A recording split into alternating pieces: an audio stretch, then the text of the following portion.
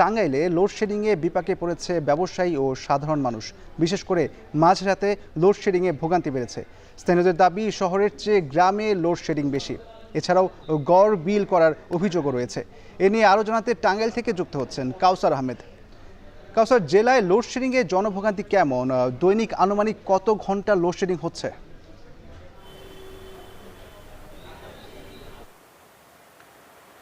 ইশতিয়াক, টাঙ্গাইল শহরে যারা বসবাস করেন তারা বলছেন যে রাত দিন মিলে সব মিলিয়ে 8 থেকে 10 ঘন্টা লোডশেডিং হয়। আর গ্রামে যারা বসবাস করেন তারা বলছেন যে সব মিলিয়ে 15 থেকে 16 ঘন্টা লোডশেডিং হচ্ছে। এতে করে যারা সাধারণ মানুষ রয়েছে তারা চরম বিপাকে পড়েছেন।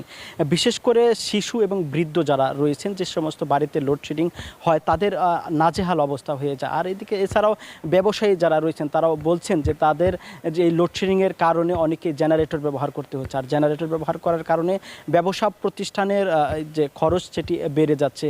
আর এছাড়াও সাধারণ মানুষের অভিযোগ যে ঘন ঘন লোডশেডিংয়ে একদিকে তারা যেমন বিপাকে পড়েছে, অন্যদিকে ভুতুরে বিলের একটা অভিযোগ রয়েছে। তারা বলছেন যে বিগত দিনের তুলনায় দিন যতই যাচ্ছে ততই লোডশেডিং বাড়ছে। আর লোডশেডিং বাড়ার কারণে ভুতুরে বিল হচ্ছে। আর ভুতুরে বিল হওয়ার কারণেও তারা কিন্তু বলছেন যে বিদ্যুৎ অফিস থেকে শুরু করে সংশ্লিষ্ট যারা রয়েছেন তাদেরকে বিষয়টি বারবার অবহিত করেও তারা কোনো সুরাহা পাচ্ছেন না। এতে করে বিদ্যুতের গ্রাহক যারা রয়েছেন তারা খুবই বিপাকে রয়েছে।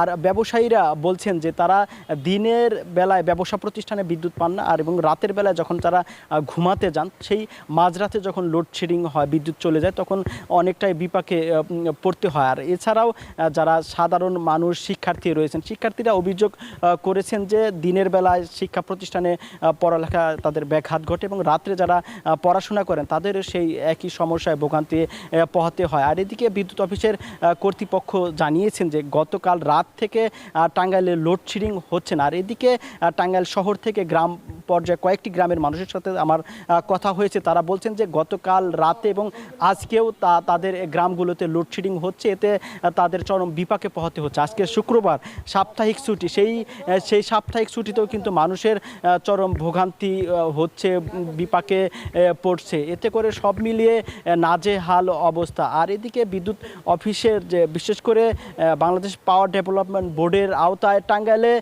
প্রায় 200 মেগাওয়াটের চাহিদা রয়েছে এবং গতকালের তথ্য অনুযায়ী তারা সরবরাহ পাচ্ছেন 120 থেকে 30 মেগাওয়াট। এবং পল্লী বিদ্যুতেরও একই অবস্থা, তাদের 174 মেগাওয়াটের চাহিদা থাকলেও গতকালের তথ্য অনুযায়ী তারা সরবরাহ পেয়েছেন 104 থেকে 5 মেগাওয়াট। এই যে ঘাটতি, এই ঘাটতির কারণেই লোডশেডিং দিতে হচ্ছে। তো ইশতিয়াক, এই ছিল আমার কাছে টাঙ্গাইল থেকে লোডশেডিংয়ের সর্বশেষ তথ্য।